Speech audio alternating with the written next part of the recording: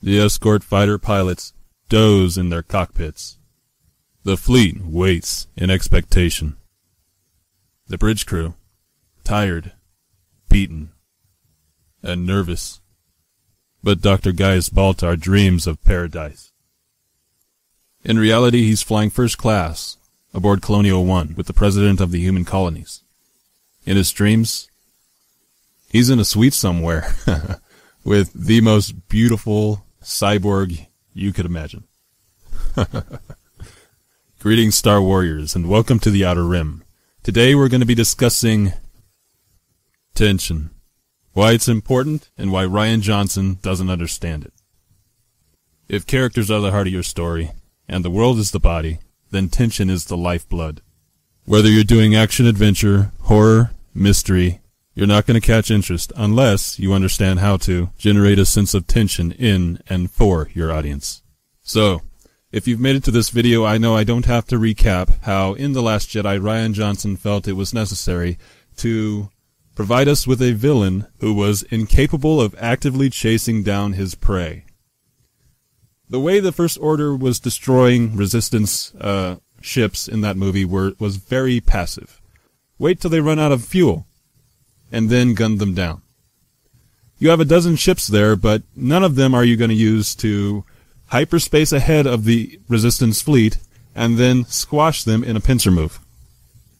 No. Because the movie would be too short then. Unfortunately, this provides the audience with no sense of tension. They've got to wait for 2.5 hours as they watch this ridiculous scenario in which they're forced to suspend their disbelief that the villains actually want to kill the protagonists. It's just a run-out-the-clock game, and they don't even show the clock even once in the film. So you can't tell exactly how much time is left or how much fuel is left for the Resistance fleet. So thankfully, in order to illustrate the failure that Rian Johnson's movie suffered in this part of the plot, there is a very comparable instance in one of the very early episodes of Battlestar Galactica. And unlike in The Last Jedi, it was very competently executed. At the start of this video, I was recounting how the Colonial Fleet was in anticipation of an enemy attack, attempting to save themselves somehow. At the beginning of this episode, I believe, the Colonial Fleet had jumped the grand total of 237 times, at faster-than-light speeds from one location to another.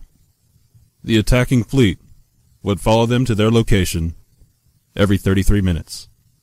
The enemies were machines. They had machine brains, they had machine bodies, and they thought like machines, they acted like machines. They were punctual to a fault. And so, the Colonial Fleet could set the timer, knowing their enemy would follow a perfect pattern. Every time they completed a jump, they reset the timer for 33 minutes. There was a sense of relief without relief.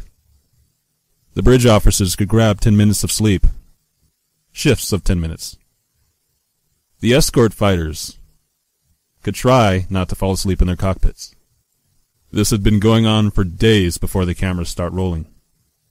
And the president of the human colonies aboard Colonial 1 was keeping a tally of every head that belonged to the Colonial Fleet after every jump. Some 50,000 people. Now, Dr. Baltar eventually awakens to his situation, and it isn't long after we learn that there's a traitor among the Colonial Fleet that the enemy jumps into the vicinity. A large, alien-shaped battleship. Now, I'm not going to spoil how the episode ends, and in reality, I've only recounted the first 9 or 10 minutes. But needless to say, I will let you know that our heroes aboard the Colonial Fleet are not machines. They're humans. They get tired, they get sluggish, they make mistakes, and their escape time begins to lengthen. I think it's important at this point to really focus on how, in little more than 40 minutes, the people who wrote this story were able to give the audience a beginning, a middle, and a conclusion to this particular story in this episode. They didn't continue it on to episode 2 to finally figure out how the Colonial Fleet would escape their enemy. A little more than 40 minutes. As far as I'm concerned, it was a very satisfying episode. Mainly because there was tension. Now, this was the first episode of Battlestar Galactica I had ever seen. I didn't really know the characters. I knew about the original show, and I knew the characters from that. But these characters, although they had the same names, they were very different. They looked very different. They acted very different. And I had nothing to go on as far as my relation to them, other than what I was seeing on the screen at that time. Because the creators of the show were so successfully able to establish a sense of tension, I was almost instantly gripped into the story. In 45 minutes. Rian Johnson had 2.5 hours. Now you could say he had to go off to another planet to tell us Ray's story, and he had to send Finn and Rose off to Canto Bight. But really? Did he have to send Finn and Rose off to Canto Bight? What really was the result of going to Canto Bight? It was a dead end. A complete dead end. That story led nowhere. And I would also point out that during the 40 minutes of the Battlestar Galactica episode, they also visited another planet with another character. Okay, so there was a totally different location, wherein they were also establishing a greater sense of tension than anything Rian Johnson established on Acto. Often when I read articles from apologists of The Last Jedi and Rian Johnson, they often say that The Last Jedi was all about accepting failure. You know, everyone in the story failed. Luke Skywalker failed. Everyone failed, you know. It seems incredibly ironic that Rian Johnson is unable to accept his failure, considering the fact that he's the one who wrote The Last Jedi. The reality of this situation is there was no pressure on Rian Johnson when he received this job. There was no pressure on him when he was writing the script. His boss, Kathleen Kennedy, is no stranger to firing directors. She's fired several since she got this job.